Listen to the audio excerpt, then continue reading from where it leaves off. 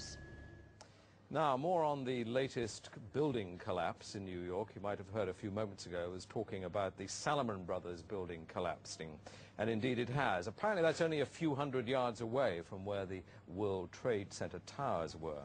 And it seems that this was not a result of a new attack. It was because the building had been weakened during this morning's attacks. We'll probably find out more now about that from our correspondent, Jane Stanley. Jane, what more can you tell us about the Salomon Brothers building and its collapse? Well, only really what you already know. Details are very, very sketchy. There's almost a sense downtown in New York behind me, down by the World Trade Centers, of just an area completely closed off as the rescue workers try to do their job. But this isn't the first building that has suffered as a result. We know that part of the Marriott Hotel next to the World Trade Center also collapsed as a result of this huge amount of falling debris from 110 floors of the two twin towers of the World Trade Center.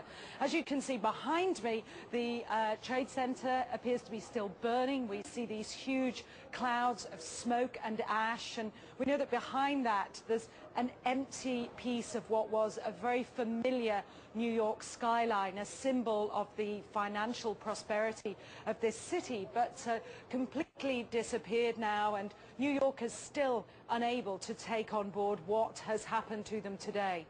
Presumably there were very few people in the Salomon building when it collapsed. I mean, there were, I suppose, fears of possible further collapses around the area. That's what you would hope, because this whole downtown area behind me has been completely sealed off and evacuated, apart from the emergency workers. That was done by the mayor, Rudy Giuliani, much earlier today because of, course, the dreadful collapse of the Twin Towers of the World Trade Center.